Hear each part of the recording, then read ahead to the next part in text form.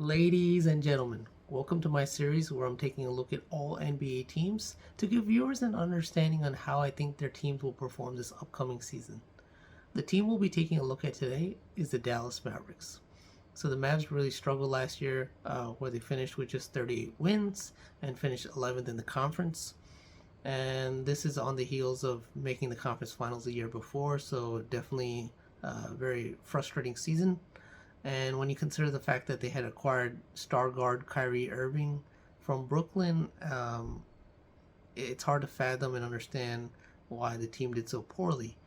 When you look at Kyrie and Luka together, they're a dynamic duo, excellent, excellent offensive basketball, but they finished just 5-11 together, so it was surprising. But let's take a look at the moves the Mavs made this offseason to see how they improved their team. So, firstly, looking at the draft, the Dallas Mavericks had the 10th pick, and they used that pick as well as Davis Bertans to make a trade with OKC, and they acquired the draft rights to Derek Lively. So, Derek was the number 2 recruit in his high school class, very well regarded. He played 1 year at Duke. And in his limited minutes, he averaged 2 blocks per game, scored about 5 points. So defensively, I think he's already there, at pro ready. Offensively, he's still raw and has a lot of room to grow. Considering Dallas' depth chart, I don't see him getting any minutes this year. The Mavs made a second move around the draft, so they acquired Olivier Maxence Prosper as well as Richaun Holmes.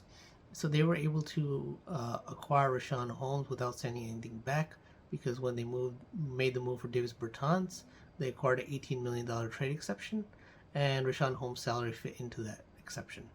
Looking at Maxence Prosper, he played 3 years collegiately. His last 2 seasons were played at Marquette University in the Big East, and in his last year, he averaged 12 points, shot over 50% from the field, which is an exceptional percentage for a guard at the collegiate level. And then we look at Richaun Holmes. He was seldom used last year with the Kings, but the 3 years before that, he had averaged 12 points, 8 rebounds, and a block a game. I think he gives the team much needed size, and I think he'll probably start off the season at least as a backup for Dwight Powell. Speaking of Powell, the Mavs extended him, or actually re-signed him for a 3-year deal for $12 million.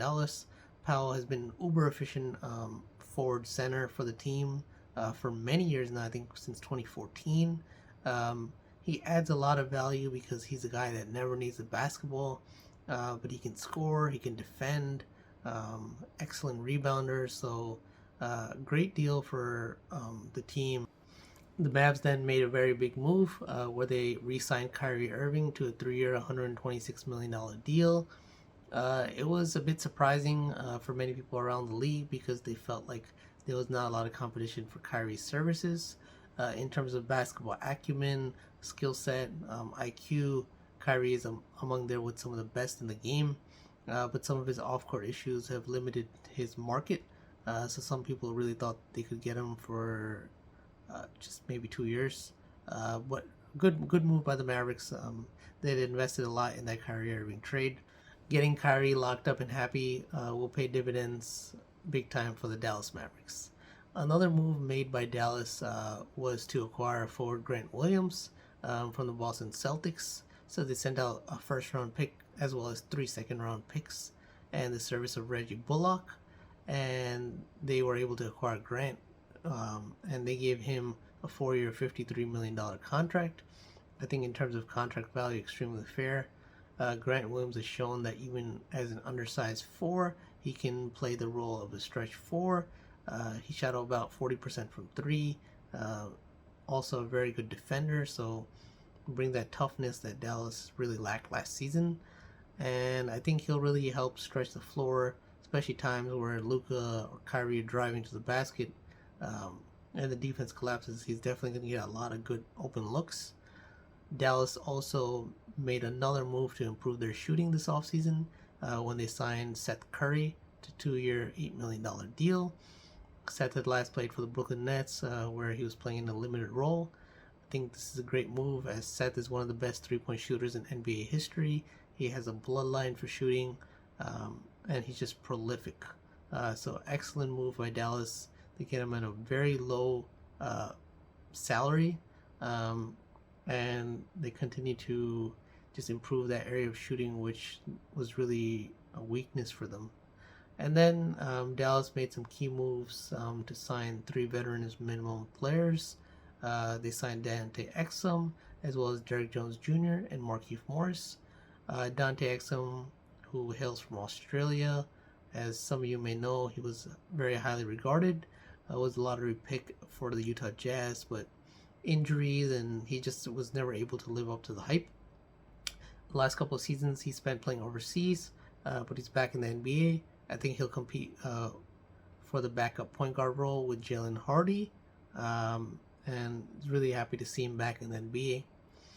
Then we look at Derrick Jones Jr., who has been a prolific defender throughout his career and excellent athletic ability, but offensively he's just never been able to put it together. That's why he's always had a lot of limited roles. I don't really expect him to have a role out of the get-go, but he may have a role later in the season. And then we look at Markieff Morris, who has played some of his best days already. I don't see him having much of a role with this team outside of a locker room presence, and maybe every once in a while he'll come in and shoot some threes. He does have that capability to knock down big threes. And then when we just look at Dallas Mavericks overall, I think they made some very important moves to bolster the team. However, the onus has to always be on their two stars, Kyrie Irving and Luka Doncic. Luka averaged over 33 a game last season. Kyrie averaged over 27. Together they're a prolific duo. Last year they weren't able to figure out for whatever reason. I think having a training camp as well as summer together will help get them on the right page. In my opinion, the Dallas Mavericks will make it back to the playoffs, and I think they'll finish in the top 6. And they're a team that no one's going to want to play because they'll have that excellent offensive attack.